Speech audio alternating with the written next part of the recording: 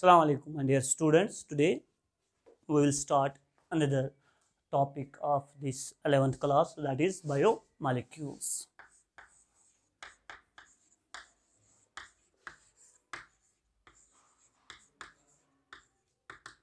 Biomolecules एक important topic है बेटा, और इसमें से एक या दो क्वेश्चंस नीट में ज़रूर पूछे जाते हैं, रिमेंबर। और ये जो चैप्टर है जो आपको बायोलॉजी यहाँ रखा है ज़ूलॉजी में, और ये केमिस्ट्री में भी है आप लोगों को, वहाँ केमिस्ट्री टीचर्स आपको नहीं पढ़ाते हैं।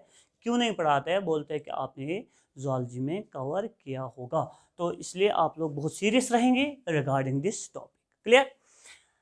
First of all, the study of these biomolecules is called biochemistry. Biochemistry. Study of biomolecules is called biochemistry. Listen. देखो बच्चों, बायो मीन्स बायोलॉजिकल सिस्टम, जिसमें हमें आएंगे बेटा ऑल लिविंग ऑर्गेनिजम्स। उनके अंदर कौन कौन सा मॉलिक्यूल है, मॉलिक्यूल्स को हम जनरली डिस्कस कर रहे हैं केमिस्ट्री में, इसीलिए इसको हम बोलते हैं बेटा बायोकेमिस्ट्री। क्लियर? तो study of biomolecules is called as biochemistry. Listen, अब क्वेश्चन है बेटा कि कौन कौन से मॉलिक्यूल्स होते हैं बायोलॉजिकल सिस्टम में, वही हम डिस्कस करेंगे। और उसका एक एक्सपेरिमेंट बनता है जो आपकी टेक्स्ट बुक ने लिखा है 143 शायद पेज नंबर है, तो वहाँ लिखा है how to analysis the chemical composition of living tissues. वही हमें डिस्कस करना है। देखो बच्चों, अगर हम देखेंगे यहाँ, हम उसके लिए क्या करते हैं, एक एक्सपेरिमेंट करेंगे बेटा। हम लेंगे एक लिविंग टिश्यू। याद रखना बच्चों, क्या काम है हमारा, हमें क्या करना है, हमें करना है बेटा, हमें देखना है कि लिविंग टिश्यूज में कौन कौन से मॉलिक्यूल्स होते हैं। उसी के लिए हमें एक एक्सपेरिमेंट करना होगा। हम लेंगे एक लिविंग टिश्यू किस फॉर्म में लेंगे और कौन लेंगे सर? अगर आप अपनी टेक्स्ट बुक को भी देखेंगे बेटा, वहाँ लिखा है आप एक छोटा सा टुकड़ा ले सकते हैं, किसका? लीफ का, या आप ले सकते हैं छोटा सा टुकड़ा किसका? लिवर का। लिवर को क्रैनमास, यू नो दैट। क्लियर? तो हम इसके या इसका छोटा सा टुकड़ा लेंगे या इसका छोटा सा टुकड़ा लेंगे। फिर सर उसको क्या करना है? हमें इनको करना है ग्रिंड मतलब वो चेटुन ग्रिंड करना है। किस में ग्रिंड करना है? एक एसिड में ग्रिंड करना है। ये क्वेश्चन पूछ सकते हैं आप लोगों को नीट के पेपर में, क्या उसको ग्रिंड करना है, इसको या इसको, क्योंकि ये भी लिविंग है, इनसे हमें हासिल क्या करना है कि इनके अंदर कौन से बायोमॉलिक्यूल्स है। इनको हमें ग्रिंड करना है, इसको हमें ग्रिंड करना है। किस में ग्रिंड करना है? एक एसिड में ग्रिंड करना है जिसका नाम है ट्राइक्लोरो। ये क्लोरीन है, 3 बार है, ट्राइक्लोरो एसिटिक एसिड। याद रखना बच्चों, टेक्स्ट ने लिखा है, मेंशन किया है, इसका नाम है ट्राइक्लोरो एसिटिक एसिड। इसी में इसको हमें ग्रिंड करना है। जब हम इसको ग्रिंड करेंगे, फिर उसके बाद सर हमें क्या करना है? देखो बच्चों क्या करना है। आफ्टर दैट हमें इसको करना है, एक हमें स्लैरी मिलेगी, एक पेस्ट मिलेगा। क्लियर?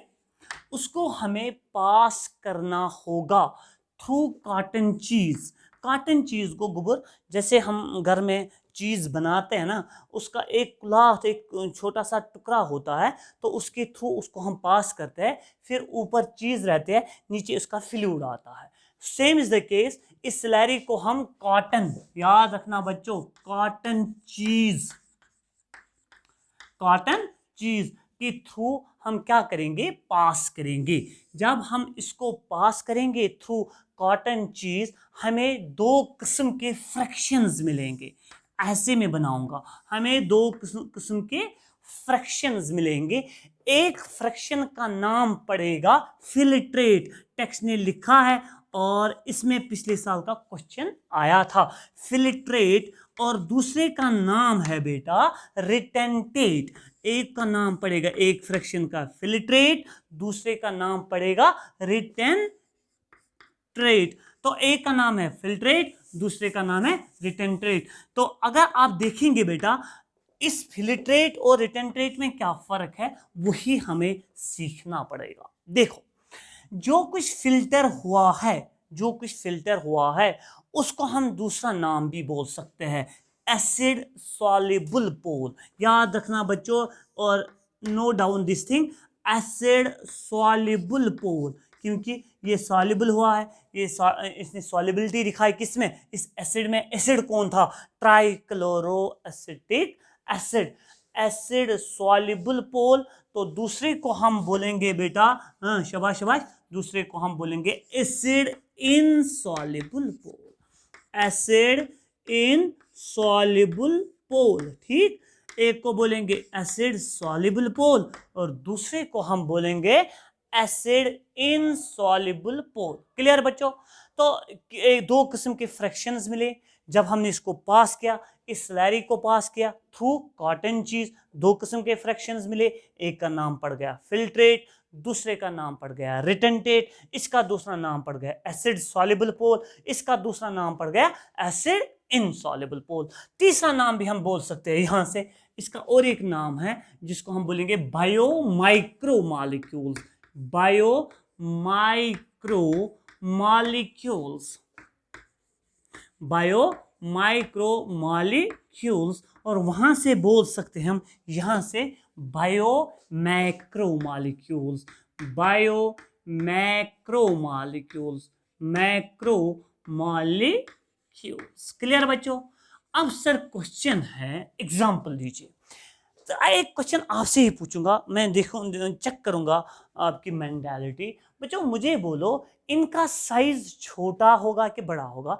इनका साइज छोटा होगा, इनका साइज बड़ा होगा। फिर इनका मॉलिक्यूलर वेट कम होगा कि ज्यादा होगा? मॉलिक्यूलर वेट कम होगा, इनका मॉलिक्यूलर वेट ज्यादा होगा। फिर मैं यहां एक डिफरेंस लिख सकता हूं, एक सिंपल डिफरेंस, लो शाबाश मॉलिक्यूलर वेट। ठीक है ना बच्चों? यहां से क्या लिखूंगा फिर, high molecular molecular weight. Clear बच्चों? यहां से लिखूंगा बेटा लो मॉलिक्यूलर वेट और यहां से लिखूंगा बेटा हाई मॉलिक्यूलर वेट।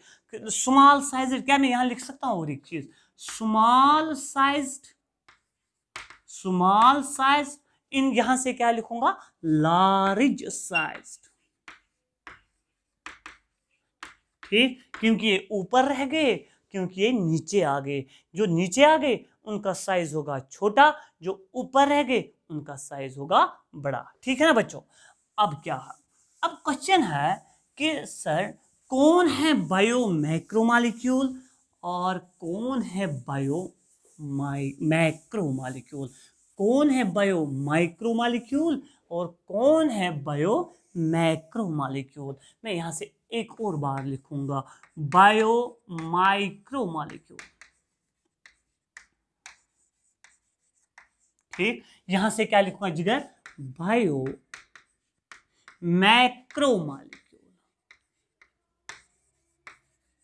ठीक, अब देखो बच्चों, अगर हम अपनी जो हमने सेल यानी leaf, leaf composed of cells या लिवर कंपोज्ड ऑफ सेल्स, उसको हमने क्या किया था, ग्राइंड किया था। अगर याद होगा वहां से क्या मिला आप लोगों को, दो किस्म के मॉलिक्यूल्स, एक बायो माइक्रोमॉलिक्यूल मिला, एक बायो मैक्रोमॉलिक्यूल मिला। उस सेल के अंदर अमाइनो एसिड्स है। अमाइनो एसिड्स थोड़ा आपको सिखाया मैंने डाइजेस्टिव सिस्टम में, छोटे छोटे होते हैं लाइक दिस। ये अमाइनो एसिड्स है, ये छोटे होते हैं, ये फिल्ट्रेट में आएंगे यानी ये पास हो जाएंगे थ्रू कॉटन चीज। तो ये छोटे होंगे कि बड़े होंगे? छोटे होंगे। जब ये छोटे होंगे तो फिर किस में आएंगे, बायो माइक्रोमॉलिक्यूल। तो फिर क्या लिखूंगा यहां एग्जांपल, आप बोले शाबाश, अमाइनो एसिड्स। ठीक है ना बच्चों? क्या आएगा शाबाश, अमाइनो एसिड। जब यही मिलते हैं, बोलो बच्चों, जब अमाइनो एसिड्स मिलते हैं तो क्या बनाते हैं, प्रोटीन्स बनाते हैं, क्या वो बड़े होंगे या छोटे होंगे? बड़े होंगे। तो यहाँ क्या आएगा फिर एग्जाम्पल? यहाँ आएगी एग्जाम्पल बेटा प्रोटीन्स। क्लियर? वो प्रोटीन्स बड़े हैं तो बायो मैक्रोमॉलिक्यूल्स बनेंगे, अमीनो एसिड्स छोटे हैं तो बायो माइक्रोमॉलिक्यूल्स बनेंगे। दूसरी एग्जाम्पल, सेल के अंदर डीएनए होता है, डीएनए आरएनए होता है। बोलो बच्चों उसका नाम क्या बोलते हैं हम? Nucleic acids. अगर याद होगा उनको हम बोलते हैं न्यूक्लिक एसिड्स। मुझे बोलो डीएनए या आरएनए किसका बना है? न्यूक्लियोटाइड्स का। न्यूक्लियोटाइड्स भी सेल के अंदर अवेलेबल है। मानो ये है न्यूक्लियोटाइड, ठीक, ये है न्यूक्लियोटाइड, ये है न्यूक्लियोटाइड। मुझे बोलो ये छोटे होंगे कि बड़े होंगे? छोटे होंगे। वो एग्जांपल यहाँ क्या बनेगी फिर? छोटे जब होंगे तो न्यूक्लियोटाइड्स आएंगे ना, यहाँ न्यूक्लियोटाइड्स, ठीक, ओके। जब हम यहाँ से देखेंगे, जब यही मिलते हैं आपस में तो बनाते हैं न्यूक्लिक एसिड्स। वो यहाँ एग्जांपल आएगी बेटा न्यूक्लिक एसिड्स, क्योंकि ये बड़े होंगे, लंबे होंगे, साइज में भी बड़े होंगे, मॉलिक्यूलर वेट भी ज़्यादा होगा, तो यहाँ आएगी इनकी एग्जांपल न्यूक्लिक एसिड्स। ब्रैकेट में लिखेंगे एग्जांपल, फॉर एग्जांपल डीएनए या हम बोलेंगे आरएनए, डीऑक्सीराइबोन्यूक्लिक एसिड या हम बोलेंगे राइबोन्यूक्लिक एसिड। क्लियर? अब और एक चीज, अगर हम यहां से देखेंगे, तीसरी बात जो हम सेल के अंदर देखते हैं, एक तो मैंने प्रोटीन की बात की है, दूसरी तो मैंने बेटा न्यूक्लिक एसिड्स की बात की है, तीसरी बात है आपने पढ़ा होगा सेल के अंदर ग्लूकोज होता है। जैसे हम खाना खाते हैं यानी कार्बोहाइड्रेट, याद रखना बच्चों, कार्बोहाइड्रेट जब हम भात ना खावन भात खावन डायरेक्ट ग्लूकोज के हम खाते हैं एज अ कार्बोहाइड्रेट, मगर इस कार्बोहाइड्रेट का नाम पड़ता है, याद रखना बच्चों, आपने पढ़ा होगा ग्लाइकोजन, सुना होगा स्टार्च, ये इसमें मैंने पढ़ाया आप लोगों को डाइजेस्टिव सिस्टम में। स्टार्च, स्टार्च किसका बना है? पढ़ा होगा, ग्लूकोज ग्लूकोज ग्लूकोज ग्लूकोज। वो starch is a polymer of glucose units. Starch is a polymer of glucose. Glucose छोटा है कि बड़ा है? छोटा है। वो यहाँ क्या आएगी फिर एग्जाम्पल? मैं लिखूंगा फॉर एग्जाम्पल, तीसरी एग्जाम्पल मैं दूंगा बेटा, ग्लूकोज का नाम भी पड़ता है मोनोसेकेराइड। पढ़ाया मैंने थोड़ा, सेकेराइड, मोनोसेकेराइड, ठीक। जब ग्लूकोज ही मिलेगा, मुझे बोलो बच्चों, ये फॉर एग्जांपल बनाता है स्टार्च। क्या बनाता है? स्टार्च। क्या बच्चों स्टार्च बड़ा होगा छोटा होगा? बड़ा होगा। मॉलिक्यूलर वेट कम होगा ज़्यादा होगा? ज़्यादा होगा। तो एग्जांपल यहाँ बनेगी ना, तो यहाँ एग्जांपल लिखूंगा इसको पॉलीसेकेराइड। पॉलीसेकेराइड, वो पॉलीसेकेराइड्स आएंगे किस में? बायो मैक्रोमॉलिक्यूल में। और मोनोसेकेराइड्स आएंगे किस में बेटा? बायो माइक्रोमॉलिक्यूल में। और एक एग्जांपल, अब इंपॉर्टेंट एग्जांपल है, यही सवाल पूछा गया था 2017 में, ये वाला क्वेश्चन जो मैं बोलने जा रहा हूं, दैट इज लिपिड। लिपिड क्या है? लिपिड पॉलीमराइज नहीं होता है। जब ये सर पॉलीमराइज नहीं होता है तो फिर कॉमन सेंस है किस में आना चाहिए? बायो माइक्रोमॉलिक्यूल, क्योंकि ये छोटा छोटा है, ठीक है, सही बात है। लेकिन जब हम इसको देखते हैं ये रिटन टेट में होता है, वो इसका मतलब है आता है किसमें?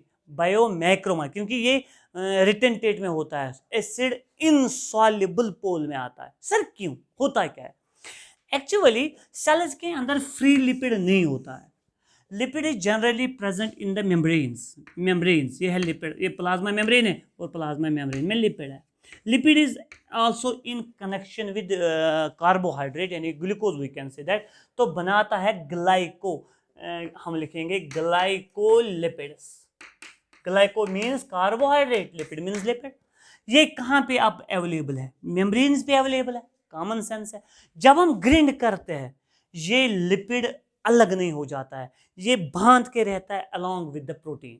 मगर प्रोटीन किस में हमें जनरली मिलता है? रिटन टेट में मिलता है कि फिल्ट्रेट में मिलता है? रिटन टेट में मिलता है। वो रिटन टेट में जरूर अवेलेबल क्या होगा? लिपिड भी होगा। वो उस लिहाज से यहाँ क्या बोलेंगे? It is bio macromolecule. मगर साइज के हिसाब से, मॉलिक्यूलर वेट के हिसाब से ये क्या है? यहाँ कहाँ मिलना, कहाँ होना चाहिए बेटा? बायो माइक्रोमॉलिक्यूल में। तो हमें अब यहाँ क्या लिखेंगे? हम लिखेंगे इसको बायो फोर्थ, ये इंपॉर्टेंट पॉइंट यहाँ लिखेंगे हम बेटा।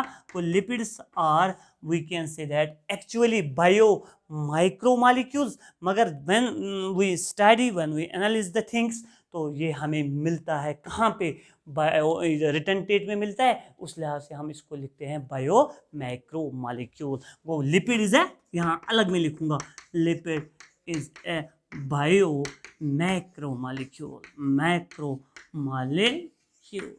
क्लियर? ओके बच्चों, अब हमें सर एक क्वेश्चन हमें आता है दिमाग में, यहाँ एक दो बच्चे मेरे सामने, इनसे ही पूछूंगा एक क्वेश्चन। बोलो बच्चों, आप मुझे बोलो कि कौन सा क्वेश्चन आपको दिमाग में आया, जो भी हमने यहां तक देखा ना, जो भी हमने देखा, इनके अंदर कार्बन है क्या सुभाष, और एक बार बोलो, इनके अंदर कार्बन है। टेक्स्ट ने लिखा है all carbon containing compounds present in living tissues, all carbon containing compounds present in are called biomolecules. वो इन तमामों को क्या बोलेंगे फिर, biomolecule. All carbon containing molecules present in living tissues are called, लिखियो सारी सब लिखिए definition, all carbon containing, all carbon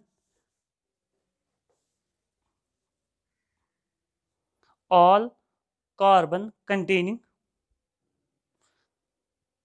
compounds, all carbon containing that we get from living tissues, that we get from living tissues, that we get from living tissues, that we get from living tissues are called biomolecules, और called biomolecules. देखो जी गो, हमें इन्हीं को discuss करना होगा, आगे discuss करना होगा। मगर इसके अलावा आप पूछेंगे सर हम कैल्शियम लेते हैं, कभी कभार हम कैल्शियम लेते हैं, मिनरल्स लेते हैं कि नहीं, क्या सर वो सेल्स के अंदर नहीं है? वो भी सेल्स के अंदर लिविंग सिस्टम में है, मगर they are not carbon containing, they are not. मिसाल मैं लिखूंगा simply, calcium it is an element, magnesium it is an element, हाँ, मगर ये एलिमेंट्स भी कहां पे होता है? सेल्स के अंदर होते हैं, but they are not carbon containing. We will not call them as here biomolecules, because we can say that, so we can say that they are not biomolecules, they are simply we can say that elements। मगर cell के अंदर है sir, क्या हम इनकी analysis कर सकते हैं या नहीं कर सकते? कर सकते हैं। कैसे? इस तरीके से नहीं, हम इनको इस तरीके से एनालिसिस नहीं कर सकते। फिर कैसे करेंगे? हम लेंगे dry weight of a living tissue. Dry weight क्या मतलब है? स्टेम ऑफ प्लांट युहन कुला कुलसाटोन पत्थोखनावन, यानी उसके अंदर जितना भी वाटर होगा वो हो जाएगा इवापरेट हो जाएगा, सारा वेपराइज हो जाएगा। तो ये क्या बनेगा? सूखा। जब ये सूखा होगा ना, अब इसको हम वेट करेंगे, 10 किलो 20 किलो कुछ भी होगा, क्या होगा? तो इसको बोलेंगे this is now the dry weight of this particular plant. फिर इसको हम बर्न करेंगे। हमारा क्वेश्चन क्या है? क्वेश्चन है how to analysis the inorganic elements present in the cell.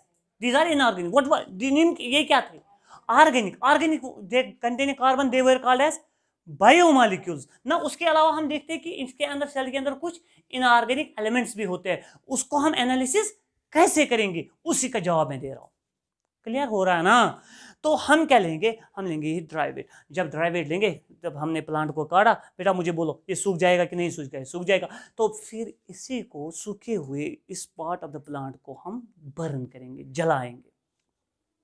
जब ये जल जाएगा, मुझे बोलो बच्चों, जो जितने भी इसके अंदर कार्बन कंटेनिंग कंपाउंड्स होंगे, मतलब लाइक दीज होंगे ना जरूर सेल्स के अंदर, ये क्या हो, ये ऑक्सीडाइज हो जाते हैं। क्या हो जाते हैं? ये बनेगा कार्बन डाइऑक्साइड। क्या बनेगा?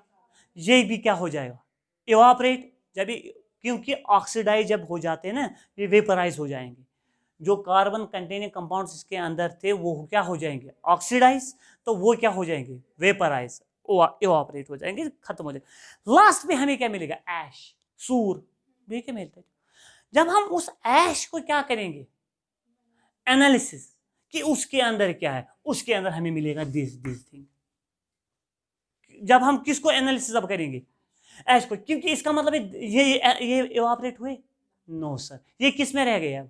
ऐश में, तो हमें क्या मिलेगा, उसमें मिलेगा कैल्शियम, इसमें मिलेगा मैग्नीशियम, इसमें होगा सोडियम, इसमें होगा बाकी एलिमेंट्स। तो वी कैन से दैट उनकी भी हम इस तरीके से क्या कर सकते हैं, एनालिसिस कर सकते हैं। उसमें कुछ सल्फेट्स होंगे, उसमें कुछ फास्फेट्स होंगे, आपके टेक्स्ट ने लिखा है, वो वी कैन से दैट इनको भी हम एनालिसिस कर सकते हैं, not through this method but the different method. इसको कैसे हम एनालिसिस करेंगे, हमें क्या करना पड़ेगा, dry weight of a living tissue लेना पड़ेगा, फिर उसको क्या करना पड़ेगा, बर्न करना पड़ेगा। फिर बर्न होने के बाद उसके अंदर जो वाटर वगैरह होगा वो पहले ही क्या हुआ है, इवापोरेट। जो इसके अंदर कार्बन कंटेनिंग कंपाउंड्स होंगे वो क्या हो जाएंगे, ऑक्सीडाइज, याद ही नहीं रहता है, वो क्या हो जाएंगे। तो फिर क्या लास्ट पे मिलेगा, हमें ऐश मिलेगा कि नहीं मिलेगा। उसी की एनालिसिस जब करते हैं, वहां क्या मिलेगा, कैल्शियम, वहां क्या मिलेगा, वहां क्या मिलेंगे, सल्फेट, वहां क्या मिलेंगे। देखो बच्चों, आपके टेक्स्ट ने लिखा है, अगर आप देखेंगे अपने टेक्स्ट, वहां लिखा है वहां मिलेगा सोडियम, पोटेशियम, कैल्शियम, मैग्नीशियम, बाकी कंपाउंड्स, क्लियर। और वाटर भी होगा, मगर वाटर क्या हुआ था, इवेपोराइज। तो ये आप देख सकते हैं बेटा, ये लिविंग टिश्यू में, यहाँ भी आप लोगों ने देखा hydrogen, carbon, oxygen, nitrogen, sulphur, sodium, calcium, magnesium, silicon. ये देखना है आप लोगों को, ये चार्ट में क्वेश्चन पूछते हैं तो ये घर में देखना बेटा प्लीज है। पेज नंबर 143 मैंने बोला है, और इस टेबल को घर में पढ़ना है बेटा, और देखना है कि इसके अंदर क्या क्या होता है बेटा। देखो बच्चों, अब इसके अलावा अब हमें क्या बच्चों, कॉमन सेंस का क्वेश्चन है, क्या इनको डिस्कस करना है। वाई नॉट बायोमॉलिक्यूल, चैप्टर क्या है, बायोमॉलिक्यूल्स किनको बोलते हैं, carbon containing compounds that we get from living tissues are called as biomolecule. तो वो ये चीजें, वो ये किन किन के अंदर कार्बन है, इन्हीं को हमें डिस्कस करना है। तो अब वही हम डिस्कस करेंगे, और सबसे पहले फिर क्या करेंगे डिस्कस, मुझे बताओ, अमाइनो एसिड। जब अमाइनो एसिड डिस्कस होगा, कॉमन सेंस, फिर उनको मिलाएंगे, क्या होगा, प्रोटीन खुद ब खुद डिस्कस होगा। Are you getting me. तो पहला हम डिस्कस करेंगे दैट इज अमाइनो एसिड। देखो जिधर ये थोड़ा टफ लग रहा है बच्चों को, मगर ये बहुत आसान है, बहुत आसान है। मैं लिखूंगा यहां अमाइनो एसिड्स। आपसे एक क्वेश्चन पूछूंगा बच्चों, क्या ये ऑर्गेनिक एसिड होगा कि नहीं होगा, होगा जरूर, क्योंकि इसके अंदर जरूर क्या होगा, कार्बन। वो पहला पॉइंट अगर आप नोट करेंगे बेटा, they are organic acids, they are organic compounds, या you can say organic acids containing. देखो क्या कंटेनिंग, यहां बनाऊंगा मैं पहले इसका स्ट्रक्चर। कार्बन तो जरूर होगा, इस कार्बन का नाम पड़ता है alpha carbon, containing alpha carbon. यहां से मैं बनाऊंगा इसको COOH, इसको हम बोलते हैं कार्बोक्सिल ग्रुप,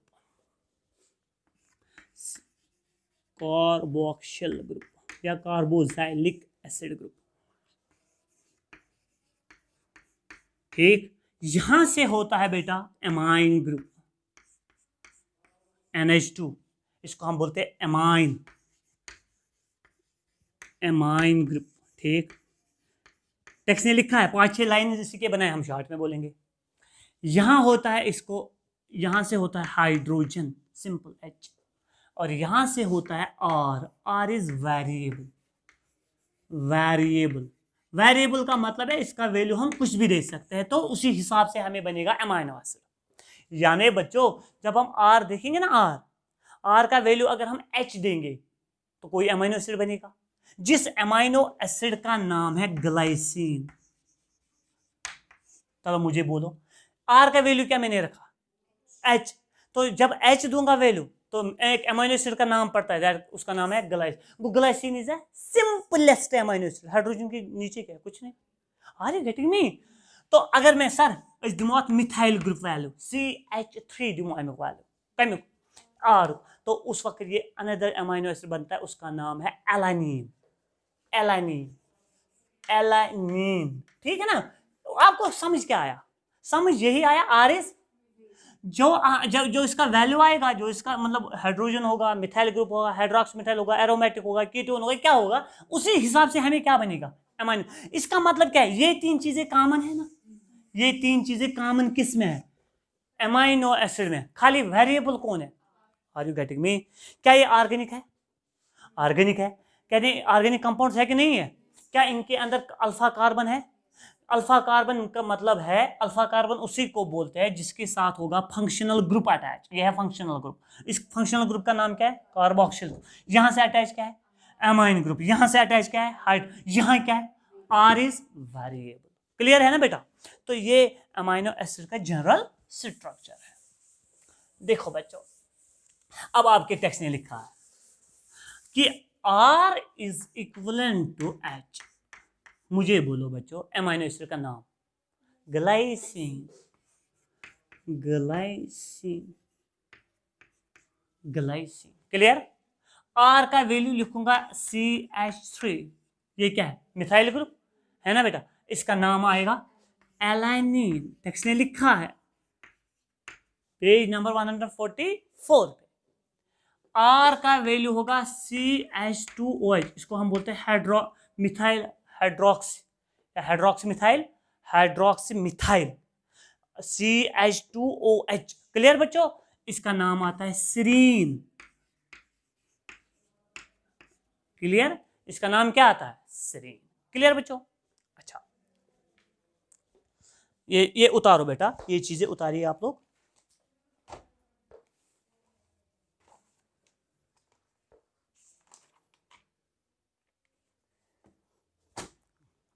लिसन,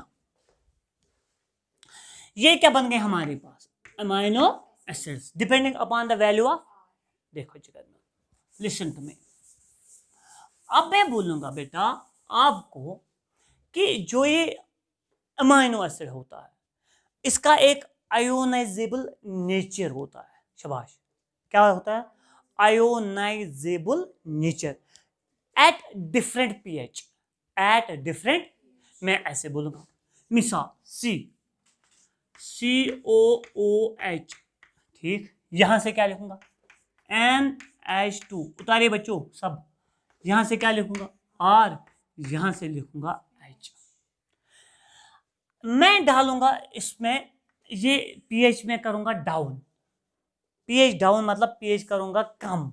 एसिडिक होगा कि बेसिक होगा? एसिडिक होगा। क्या बच्चों उसमें प्रोटॉन मुझे देने होंगे या प्रोटॉन निकालने होंगे? प्रोटॉन देने होंगे। जितने H पॉजिटिव होंगे ना, H पॉजिटिव, जितने H पॉजिटिव देंगे ना उतना बनेगा ये एसिडिक। क्या बनेगा? एसिडिक। इसका मतलब है मैं डालूंगा ऐसे, मैं ऐसे रखूंगा। मैं इसको किस मीडियम में डाला? अब एसिडिक की बेसिक मीडियम में। एसिडिक मीडियम में दिया क्या मैंने इसको? H। तो जब मैं यहां से क्या करूंगा? यहां से निकालूंगा H। For example H positive. समझने की कोशिश करो। इसका मतलब ये क्या है? एसिडिक। ये क्या बन गया? बेसिक। समझ में आ रहा है? फिर यहां लिखूंगा न्यूट्रल। क्या लिखूंगा? न्यूट्रल। न्यूट्रल मीडियम में ये होता है, ये कैरी करता है both positive as well as negative charge. इसका मतलब है ये क्या लूज करेगा फिर? H पॉजिटिव किस मीडियम में? न्यूट्रल। तो वो लेता है ये क्या बनेगा फिर? मुझे समझा। NH3 पॉजिटिव, क्योंकि H पॉजिटिव यहां से निकला, ये इसमें चला गया। ये खुद क्या रहा? COO negative. नहीं आया समझ? समझ आया? समझ आया? समझ आया? सच बोलो, समझ आया? यहां से क्या निकला? H positive. वो किसके अंदर चला गया? अमाइन ग्रुप के। ये क्या बन गया? NH3 positive. Are you getting me? तो ये क्या बन गया? नेगेटिव। क्या इस पे अब पॉजिटिव चार्ज भी है, नेगेटिव चार्ज, मगर पीएच क्या है? न्यूट्रल। वो न्यूट्रल पीएच पे इस पे क्या होते हैं? दोनों चार्जेस। इस आयन, ये है ना आयन, आयन किसको बोलते हैं? जिसके ऊपर चार्ज होगा, इसको हम बोलते हैं जिविटीरियर आयन। बोलो क्या बोला मैंने? जिविटीरियर भी बोलते हैं, जिविटीरियन भी बोलते हैं, नो प्रॉब्लम। जिविटीरियन आयन। मुझे बोलो बच्चों क्या है?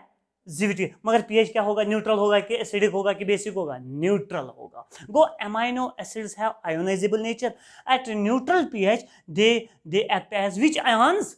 जिविटीरियर ions containing both positive as well as negative charge. Clear बच्चों? ओके, अब सुनो मेरी बात। वो ये जिविटीरियर आयन है। पीएच क्या है? पीएच क्या है बच्चों? न्यूट्रल। इसका मतलब है pH is equal to 7, isn't it? PH is equal to 7। अब मैं किस मीडियम में इसको डाल रहा हूं? इसी जिविटीरियर आयन को डालूंगा इसको मैंने दिया क्या, H पॉजिटिव दिया ना, इसमें दिखाई देता H पॉजिटिव दिया ना बेटा। तो इसका मतलब है ये कौन गेन करेगा, ये करेगा ना, ये नेगेटिव है ना, दिया क्या मैंने H, ये है ना पॉजिटिव, ये क्या है, ये इसी में जाएगा ना। मुझे बोला एमाइनो एसिड क्या बनेगा फिर, CrCOOH, एम आई राइट, एम आई राइट, नहीं अच्छा, अगर आप यहां देखेंगे बेटा, यहां तक दिखा यहां, ओके। तो जब मैंने इसको यहां ऐसे करूंगा बेटा, ये है at neutral pH, it works as a zwitterion ion. इसको मैं दूंगा अब यहां से, फॉर एग्जांपल मैं दूंगा इसको H पॉजिटिव, क्या एसिडिक मीडियम दिया कि बेसिक, एसिड, तो यहां से इसको दूंगा H नेगेटिव, किस मीडियम में रखा, बेसिक। मुझे बोलो यहाँ क्या बनेगा, ये जब एसिडिक मीडियम में डालूंगा अमाइनो एसिड को, ये गेन हो जाएगा ना इसके साथ। मुझे बोलो बच्चों ये क्या मिलेगा, COO, शाबाश, यहां से NH2 positive, are you getting me, sorry NH3 positive होगा ना, तो ये होगा NH3 पॉजिटिव। तो ये क्या बन गया, COOH, क्योंकि इसका नेगेटिव इफेक्ट खत्म किया है इसने। तो यहां से आएगा R और यहां से आएगा H। मुझे बोलो बच्चों अब इस आयन पे कौन सा चार्ज रहा, पॉजिटिव के negative, positive. Go in acidic medium, it acts as a it appears positively charged, am I right, positively charge. अगर आप यहां डालेंगे, मुझे समझाओ, ये किस मीडियम में मैंने डाला इसको, बेसिक मीडियम में। देखो बच्चों समझने की कोशिश करना, वो कहां से निकलेगा, ये निकलेगा कहां से, यहां से निकलेगा ना, ये माइनस हो रहा है, ये माइनस हो रहा है, कौन H पॉजिटिव हो रहा है माइनस। तो मुझे बोलो ये क्या करेगा, CrHCOO नेगेटिव, यहां से क्या आएगा NH2 पॉजिटिव, क्योंकि H पॉजिटिव निकला ना बच्चों, जो H पॉजिटिव से यहां से गेन किया था वही निकल रहा है, ये वापस रहेगा ना NH2 positive.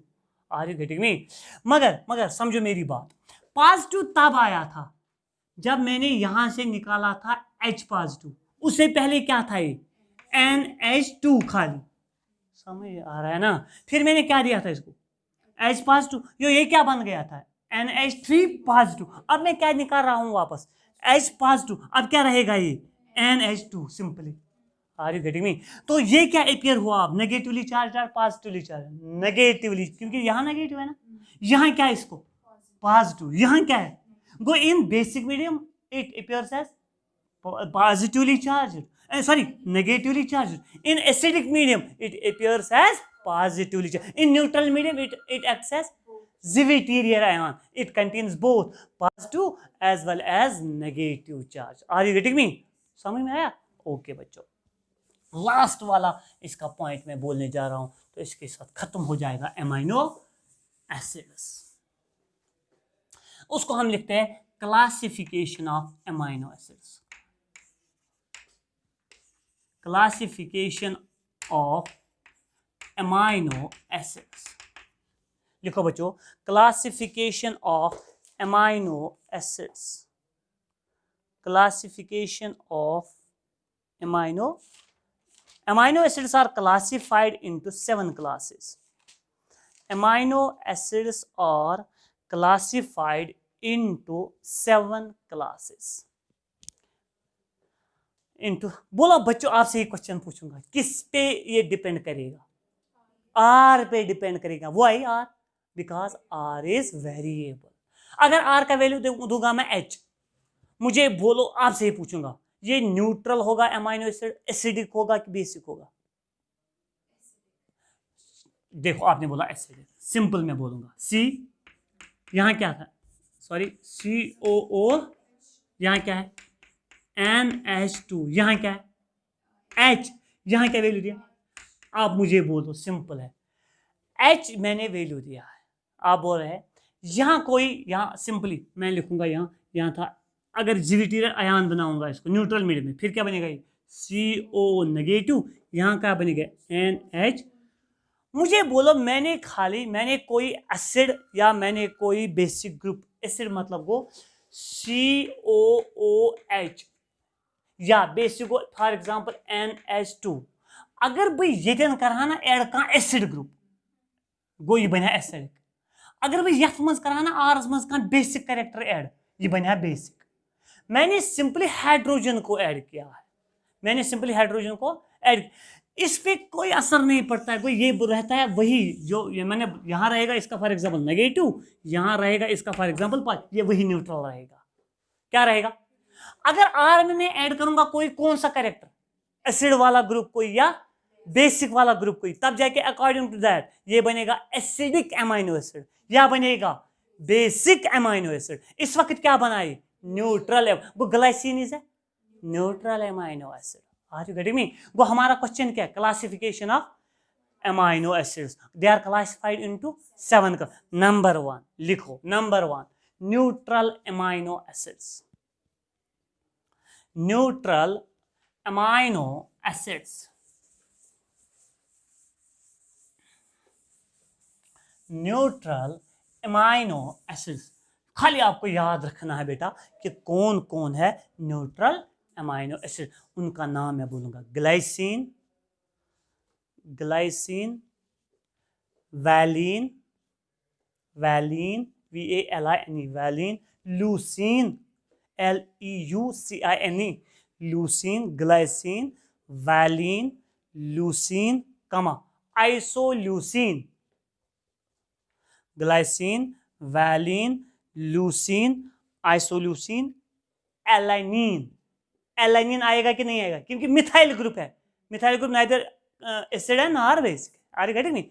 Alanine, ALANINE, alanine. हो गए? ये कितने आ गए?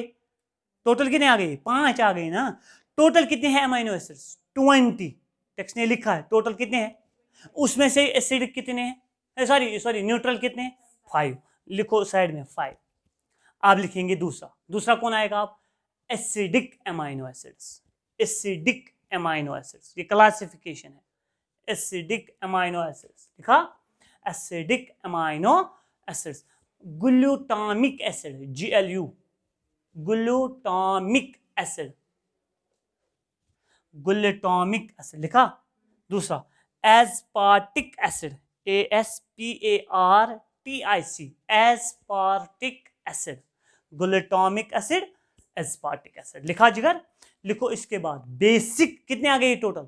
2। लिखो आप तीसरा क्लास बेसिक एमाइनो एसिड्स,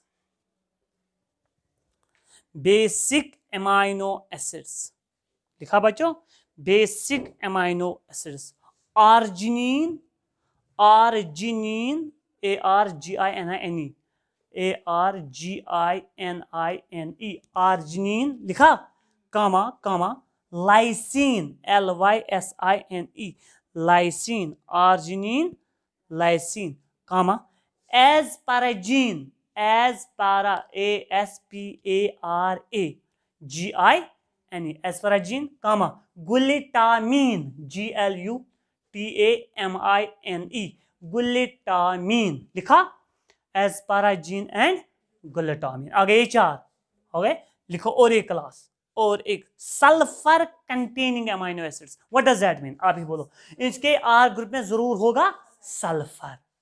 लिखो sulphur containing amino acids, sulphur containing amino acids. इसमें आता है methionine, methionine important amino acid है, अगले साल आपको ये पढ़ना है, ये बहुत इंपॉर्टेंट है, जेनेटिक्स में पढ़ना है। Methionine, METHIONE, methionine, cysteine, CYSTEINE, methionine and cysteine. लिखो और एक alcoholic amino acids, alcoholic, what does that mean?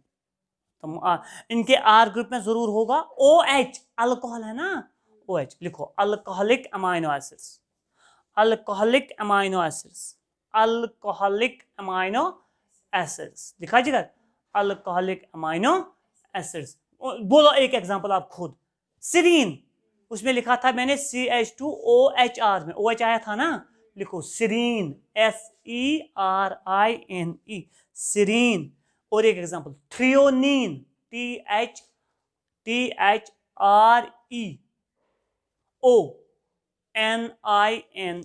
थ्रियोनीन लिखा जिगर।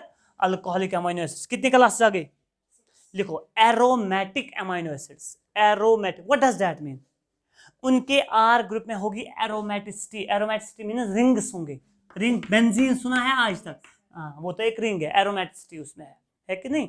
एरोमेटिक अमाइनो एसिड्स लिखा जाएगा।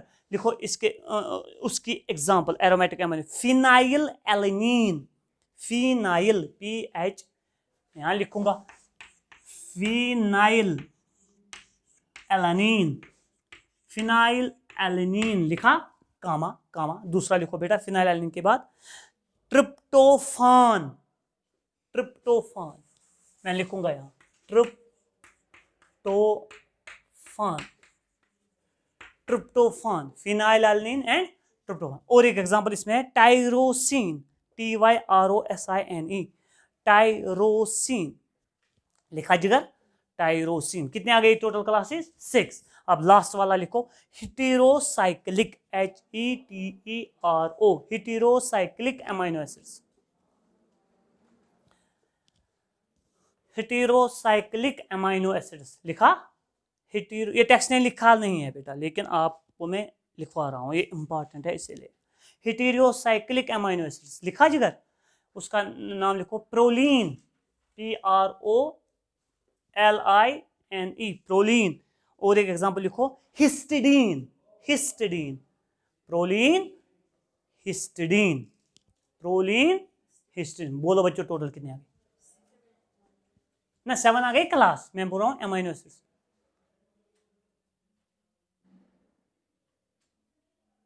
आ गए ना? तो याद दिला मुझे, याद दिला एक एक करके मुझे। देखो मैं यहां से ही बोलूंगा, glycine, valine, leucine, isoleucine, alanine. आ गए ना? फिर आया एस्पार्टिक एसिड, ग्लूटामिक एसिड। फिर आया this asparagine, glutamine, arginine and lysine. फिर आया बेटा सिस्टीन एंड थ्रियोनिन। फिर आया बेटा cysteine and methionine, sulphur containing, आए ना वो। अच्छा, फिर अल्कोहलिक आया था सीरीन एंड थ्रियोनिन। फिर आया था aromatic, phenyl alanine, threonine, phenyl alanine, tryptophan, tryptophan and tyrosine आया था ना। फिर आया लास्ट वाला हिस्टिडीन एंड प्रोलीन। समझ में आया? कितने आ गए टोटल? 20 क्या है ये? Amino acids. इनकी क्लास के टोटल कितनी क्लासेस आ गए? 7। Are you getting me? Total है 7 क्लासेस। अब लास्ट वाला एक पॉइंट बोलूंगा, तो इसी के साथ अमाइनो एसिड्स बेटा कंप्लीट हो गया बेटा। लिसन, कुछ अमाइनो एसिड्स हम खुद सिंथेसाइज करते हैं। क्या करते हैं? खुद सिंथेसाइज। कुछ अमाइनो एसिड्स के लिए हमें क्या करना पड़ता है? डाइट खाना पड़ता है। मतलब हम बोलते हैं वो प्रोटीन डाइट खेन, वो तथ में तिम अमाइनो एसिड यम सन बॉडी हेकन पान बनाइथ कह। The amino acids which are not synthesized by our own body are called essential amino acids. लिखो essential amino acids, essential amino acids not synthesized by, essential amino acids not synthesized by animal body, not synthesized by animal, not synthesized by animal body, not synthesized by animal body। For ये कौन कौन है? For example कौन कौन है? Valine, leucine, valine, leucine लिखा, isoleucine, वो ये हमारी बॉडी सिंथेसाइज नहीं कर पाती है। आइसोल्यूसिन, ट्रिप्टोफान, ट्रिप्टोफान लिखा बच्चों, tryptophan, phenylalanine, phenylalanine, lysine, lysine, methionine, methionine लिखा, and threonine, and threonine, and threonine. Total कितने आ गए? 8 आ गए, 8 आ गए। वो 8 आर, तो मुझे बता 8 are essential, what does essential mean? They are not synthesized by our own body. कितने रह गए? 12। क्या वो हमारी बॉडी खुद सिंथेसाइज कर पाते हैं? कर पाते हैं, लेकिन 8 नहीं कर पाते हैं। जब अमाइनो एसिड्स मिलते हैं, मुझे बोलो बच्चों, क्या बनाते हैं? प्रोटीन। मगर कौन सा बॉन्ड अमाइनो एसिड और अमाइनो एसिड के दरमियान बनता है बेटा? याद रखना, उसका नाम है पेप्टाइड बॉन्ड। मुझे और एक बार बोल, कौन सा बॉन्ड? वो amino acids are linked together by, लिखो बच्चों, amino acids are linked together, amino acids are linked together by peptide bonds. Amino acids are linked together by peptide bonds. इसी के साथ हुआ है कंप्लीट बेटा अमाइनो एसिड्स। अमाइनो एसिड्स खत्म।